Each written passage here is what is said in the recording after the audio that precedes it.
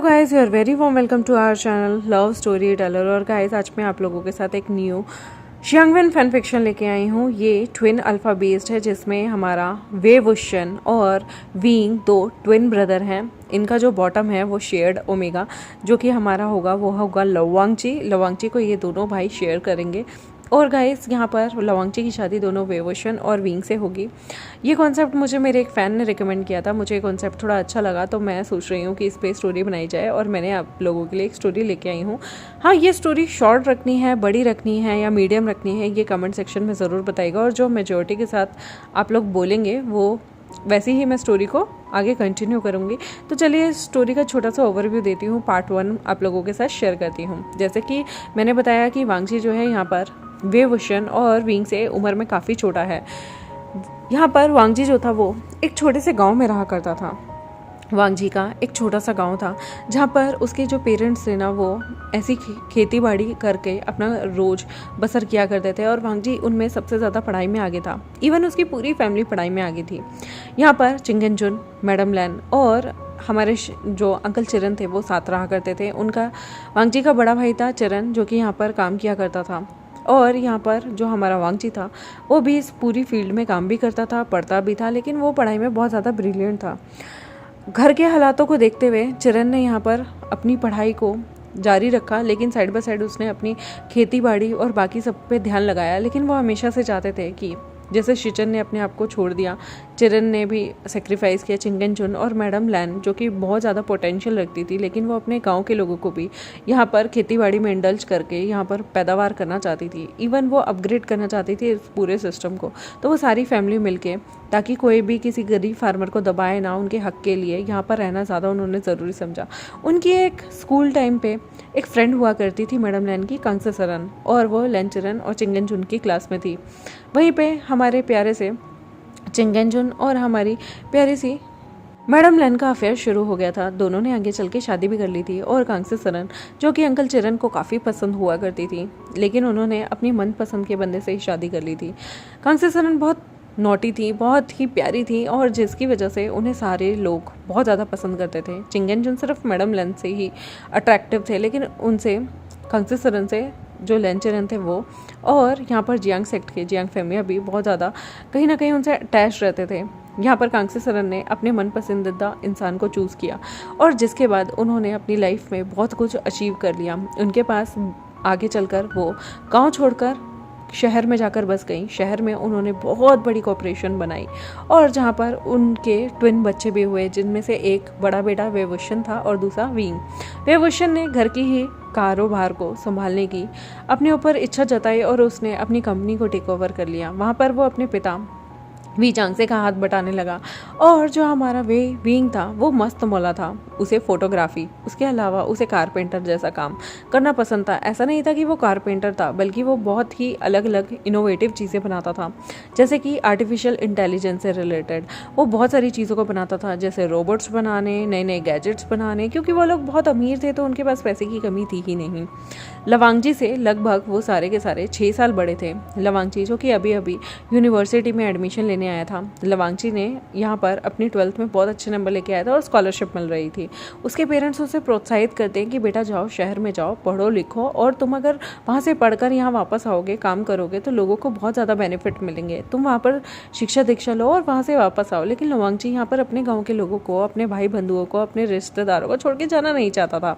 But madam Lan यहाँ पर बहुत फोर्स करती हैं और उसे समझाती हैं कि देखो, हम में से किसी एक को बाहर जाना होगा, वहाँ से सीख कर बहुत सारी टेक्नोलॉजी ऐसी होंगी जो हमारी खेती बाड़ी के लिए यूज़फुल होंगी। आज भी गांव में बहुत सारे लोग जो हैं वो नंगे पैर घूमते हैं। बहुत सारे लोगों के पास बहुत सारी सहूलतें नहीं हैं। मैं चाहती हूँ कि तुम बाहर जाओ, कुछ ऐसे गैजेट्स बनाओ, कुछ चीज़ें ऐसी इन्वेंट करो जो तुम्हारे आगे चलकर चीज़ें काफ़ी ज़्यादा, मतलब तुम्हारे लिए रिफॉर्म्स लाएँ फार्मिंग के लिए। यहाँ पर वांगजी सोचता है कि क्यों ना वो बाहर जाए, पढ़ाई करे, और वो यहाँ पर सोचता था कि वो एग्रीकल्चर के साथ साथ इंजीनियरिंग में भी थोड़ा ट्राई करे। मतलब एग्रीकल्चर तो अलग बात है, उसके अलावा इरिगेशन के लिए वो ऐसी ऐसी फैसिलिटीज़ को बनाना चाहता था जहाँ पर यहाँ पे फार्मिंग करते हुए किसी भी इंसान को दिक्कत ना आए, किसी भी इंसान को कोई भी परेशानी ना हो, उन्हें लोगों के या फिर बहुत सारे फार्मर्स का इंतज़ार ना करना पड़े, बहुत सारे लोगों की सहूलतें ईजी हो जाएं। तो वो फार्मिंग को एक ईजी लेवल पे बनाने के लिए अपने पेरेंट्स की बात मान लेता है। यहाँ पर उसकी मदर बताती हैं कि मेरी एक फ्रेंड है कांग्से सरन, वो शहर में ही रहती है और बहुत नामी गिरामी है। मैंने उससे बात की है, उसने मुझे बोला है कि वो तुम्हारी फर्दर पढ़ाई के लिए तुम्हें अपने घर में रख लेगी, इवन वो रेंट भी नहीं लेगी। मैंने उसे बताया हमारे हालात बहुत ज़्यादा अच्छे नहीं हैं, हमारे पास जो भी आता है हम यहाँ पर अपने बाकी के फार्मर्स की मदद में सारा पैसा लगा देते हैं।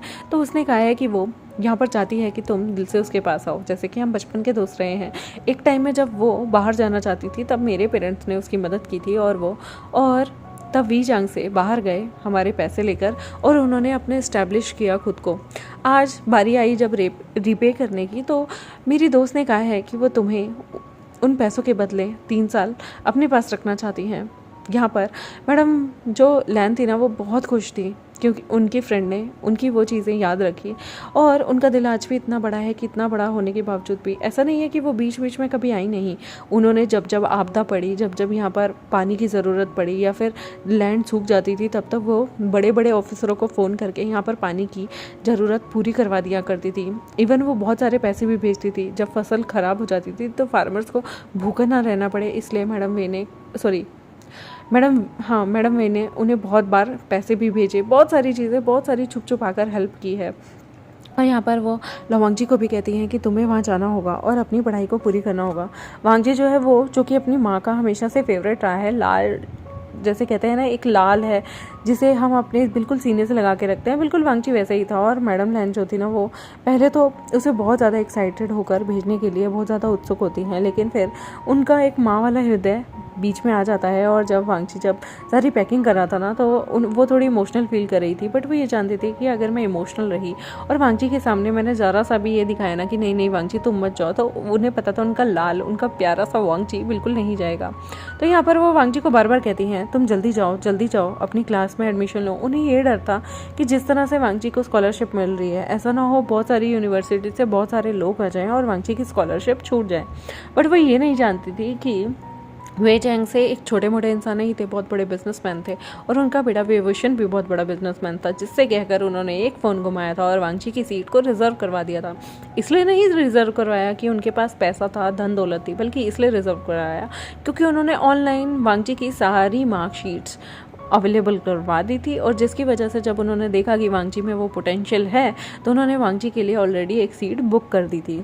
जैसे कि हम देखते हैं कि टेक्नोलॉजी का बहुत ज़्यादा इस्तेमाल करना आना चाहिए, ताकि आप लोग जो एकदम वहाँ जा ना सके, एटलीस्ट वो अपने डॉक्यूमेंट्स को भेजकर अपनी सीट को रिज़र्व कर सके। जो कि वहाँ पर जो वांगजी था ना, उसने वहाँ के टॉप कॉलेज के भी बच्चों से ज़्यादा नंबर लेके आया हुआ था, तो उसकी सीट बनती थी। बस फ़र्क इतना था कि वांगजी को स्कॉलरशिप मिलेगी, उसे बाकी बच्चों की तरह यहाँ पर बहुत सारे पैसे नहीं देने होंगे, उसे बहुत सारी बड़ी बड़ी फ़ीसें नहीं देनी होगी। और यहाँ पर वांगजी जो था, वो जब सुनता है कि उसकी मदर की फ्रेंड ने उनकी काफ़ी हेल्प कर दी है, तो वो बहुत ज़्यादा आभारी फील करता है। वो मन में सोचता है आज की दुनिया में भी ऐसे लोग होते हैं जो लोगों की मदद करते हैं। उसने लोग ऐसे देखे हैं हमेशा से जो दूसरों को टांग खींचकर नीचे करते हैं, दूसरों को अपने से सुपीरियर नहीं जाने देते। लेकिन वांगजी खुश था कि फाइनली शहर में भी ऐसे लोग हैं जो दूसरे की मदद करने के लिए उतारू होते हैं। वांगजी यहाँ पर सारी चीज़ें, मतलब अपना सारा टीन डब्बा बांधता है और शहर के लिए वो कहीं ना कहीं निकल जाता है। यहाँ पर उसे देखकर मैडम लैन का दिल तो बहुत टूटा हुआ था। यहाँ पर वो वांगची के साथ शिचन को भेजती हैं कि शिचन जो है वो यहाँ पर वांगची के साथ जाएं, पर शिचन मना कर देते हैं। तो अंकल चिरन जो थे वो कहते हैं कि मैं जाऊँगा। वो हंसते हुए मुस्कुराते हुए कहती हैं चिरन तुमने कभी शादी नहीं की, ऐसा ना हो तुम वहाँ जाकर हमारी कांग्से सरन पे लाइन मारने लग जाओ और उसके बाद वो सारा गुस्सा मेरे बेटे पे उतार दे। तो यहाँ पर चिरन कहते हैं भाभी आप ऐसी बातें मत बोलिए, आप जानती हैं कि वो शादीशुदा है और अब शादी होने के बाद मैं किसी को भी इस नज़र से नहीं देखता। वो मुस्कुराती हैं, वो जानती हैं कि चिरन ने इतने सालों तक शादी नहीं की क्योंकि वो कहीं ना कहीं कांग्से सरन से इतना प्यार करते थे कि जब वो अपनी लाइफ में आगे बढ़ी तो चिरन कभी भी किसी और से शादी कर ही नहीं पाए। उनके दिल में, उनके मन में सिर्फ वही बसी रही। यहाँ पर वो जानते हैं कि वांगची को छोड़ के आना तो एक बहाना है, उन्हें कांगसे सरन से मिलने का बहुत दिल करता है। ऑब्वियस सी बात है, वो उनका पहला और आखिरी प्यार रही हैं। तो यहाँ पर वो मुस्कुरा रही थी, छेड़ रही थी और चरण भी टीज़ हो रहे थे और बार बार कह रहे थे ओफो प्लीज़ ऐसा मत कीजिए, मुझे बहुत अजीब लगता है भाभी, आप तो समझती हैं ना चीज़ों को। यहाँ पर वो मुस्कुराती हैं और कहती हैं मैं जानती हूँ तुम्हारी बेचैनी, मेरा देवर को कौन पसंद है और कौन नहीं, तुम्हें क्या लगता है मैं नहीं जानती। कांगसे बहुत ज़िद्दी थी, तुमने कभी उसके आगे अपने प्यार का जिक्र किया ही नहीं। अगर तुम वक्त रहते ही, जैसे मैंने तुम्हारे ब्रदर को जिक्र कर दिया था और उन्होंने मुझे जिक्र कर दिया था, अगर तुम भी वक्त रहते ही ये सब चीज़ें समझ जाते और थोड़ी सी जल्दी कर देते तो शायद वो ना तो कॉलेज छोड़ के आगे जाती और ना ही वो यहाँ पर वी चांसेस से मिली होती। बट खैर, ये होने को कौन टाल सकता है। अब तो ये बात बहुत पुरानी हो गई है। अब तो मैंने सुना है कि उसके बच्चे भी बड़े बड़े हैं, क्योंकि मैंने और चिंगन जुन ने शादी लेट की थी, क्योंकि हम लोगों के ऊपर बहुत सारी जिम्मेदारियां थी घर की। उसने जल्दी शादी कर ली थी। हमारे बच्चे भी थोड़े लेट हुए थे, लेकिन उसके बहुत जल्दी बच्चे हुए। मैंने सुना है कि उसके बच्चे हमारे वांगची से पूरे 6 साल बड़े हैं। यहाँ पर बड़े दिल पे पत्थर रखते हुए लंचरन कहता है मुझे पता है कि उसके 2 बच्चे हैं, दोनों ट्विंस हैं और दोनों के दोनों अल्फा हैं। सच में मैं बहुत खुश होता अगर काश वो मेरे साथ। फिर वो चुप हो जाते हैं। तो यहाँ पर उसकी शौजी कहती हैं अरे ये सब छोड़ना, मतलब ये सब बोलना बंद करो, अब उसकी शादी हो गई है, अब उस पर लाइन मत मारना, पता चले वी चांग से और उसके बच्चे मिलके तुम्हें पीट रहे हो। मुस्कुराते हुए अंकल चरण कहते हैं नहीं नहीं ऐसा नहीं होगा, डोंट वरी, मैं अपनी मर्यादा जानता हूँ। यहाँ पर वो लोग हंसते हंसते निकल जाते हैं। वांगची जो था वो ट्रेन में सैड हो रहा था, क्योंकि पहली बार वो अपने पिता से, माता से और अपने भाई से इतनी दूर जा रहा था। उसका दिल बिल्कुल भी अजीब सा हो रहा था। उसे पता ही नहीं कि वो वहाँ जाकर क्या करेगा। उस आंट से वो अभी तक मिला नहीं है। उसकी मॉम उन्हें जानती है, उनके बच्चों से भी नहीं मिला। वांगजी को पता था कि जो ये शहर के बच्चे होते हैं ना, ये बहुत एरोगेंट होते हैं और वांगजी को लगता है वो गरीब सा, और गरीब ही क्या कहूँ, वांगजी जो है वो चीज़ों को लेके इतना अप टू डेट नहीं है। उसे बहुत सारी चीज़ें नहीं आती और वो अपने आप में ही ये सोच रहा था कि ऐसा ना हो कि दूसरों के सामने मैं खुद को भी शर्मिंदा कर दूं और अपने पेरेंट्स को भी। वांगजी के मन में बहुत सारी चीज़ें चल रही थी, हेजिटेशन चल रही थी। वो ज़्यादा अल्फाओं के साथ रहा नहीं, वो बस गाँव में ही चीज़ों के साथ खेलता था, रहता था और बाकी अपना काम में ही पूरी ज़िंदगी निकाल चुका था। अब उसे एक हेजिटेशन होने लगी थी। जैसे जैसे शहर नज़दीक आ रहा था, उसकी यहाँ पर दिल की धड़कनें और भी ज़्यादा बढ़ रही थी। यहाँ पर जैसे ही वो लोग ट्रेन से पहुँच जाते हैं, उसके बाद वो लोग देखते हैं यहाँ पर उन्होंने बहुत बड़ा सफ़र किया था। जब वांगची यहाँ पर पहुँच जाता है ना, तो उसके बाद यहाँ पर कांगसे सरन ने उन लोगों के लिए गाड़ी भेजी थी, जिस गाड़ी में वो लोग बैठकर वे मेंशन के लिए आ जाएं। वो लोग बैठकर आराम से वे मेंशन के लिए जा रहे होते हैं। वांगची देखता है कि ये जगह बिल्कुल अलग है। यहाँ पर बड़े बड़े खेत गलियान नहीं, बल्कि बहुत बड़ी बड़ी इमारतें हैं। यहाँ की स्ट्रीट जो है वो बिल्कुल अलग है। यहाँ पर लोगों का पहनावा बिल्कुल डिफरेंट है। यहाँ पर लोग केयर फ्री होके कानों में लीड लगाकर आराम से चश्मा पहनकर घूम रहे हैं, जबकि ऐसा गांव में उसने माहौल नहीं देखा था। गांव में ट्रेडिशनल कपड़े ज़्यादा प्रेफर किए जाते थे और गांव की जो औरतें थी वो मोस्टली गुनगुनाती हुई इधर उधर जाती थी। लेकिन शहर की लाइफ तो यहाँ पर गाड़ियों की साउंड से और बहुत सारी चीज़ों से भरी हुई थी। और वो देखता है कि यहाँ पर लोगों को एक दूसरे से कोई मतलब नहीं। यहाँ पर सारे के सारे अपने फ़ोन में ज़्यादातर लगे हुए हैं। वांगची जो है वो हैरान होता है, शहर की लाइफ गांव की लाइफ से इतनी डिफरेंस कैसे है, जबकि उसने कभी ये चीज़ फील नहीं की थी, कभी वो शहर में आया नहीं था, तो उसके लिए बहुत ऑकवर्ड थी। धीरे धीरे वो आगे बढ़ता है और देखता है एक खूबसूरत सा मेंशन आता है जिसके बाहर बड़ा बड़ा लिखा हुआ था वे मेंशन। उसे पता चलता है कि ये घर उसके आंट का है। वाओ, वो कितने अमीर हैं, उनका कितना लग्जरी, कितना बड़ा घर है। ये ही वांगजी सोच रहा था। और जैसे ही वो देखता है कि यहाँ पर एक गार्ड है जो कि घर की रखवाली कर रहे हैं, और जैसे ही वो गाड़ी अंदर आती है, एक बंदा उनकी गाड़ी खोलने आता है और उन्हें अंदर आने के लिए देता है। फिर उनका दरवाज़ा भी खुलता है और वांगजी और चरण जो थे वो घर के लिए अंदर आ जाते हैं। चरण कहता है फाइनली हम पहुंच गए वांगजी। वांगजी के दिल की धड़कनें तेज हो गई थी। यहाँ का फर्श तो इतना ज़्यादा चमकदार था जितना तो उनके घर का मिरर भी नहीं होगा। वांगजी के दिल की धड़कनें और भी ज़्यादा बैठी जा रही थी। जब वो धीरे धीरे अंदर जा रहा था, उसे ऐसा लग रहा था इस घर के जो नौकर हैं और वो भी बहुत सफिस्टिकेटेड तरीके से वेल ड्रेस्ड हैं। और यहाँ पर वांगजी आगे बढ़ता है तो यहाँ पर कांगसे सरन बहुत ही ज़्यादा वेलकम करती हैं। उसकी आंट ने उसकी मॉम की तरह सिंपल कपड़े नहीं पहने हुए थे, बल्कि बहुत अच्छी सी ड्रेस पहनी हुई थी। इवन उन्होंने फॉर्मल कपड़े पहने हुए थे। हाथ में कुछ फाइल्स थी और उसके बाद वो यहाँ पर चश्मा हटाकर उन्हें ग्रीट करती हैं और चिरन से भी मिलती हैं। चिरन कहता है वाओ खंगसेसरन, तुम अभी तक बदली नहीं।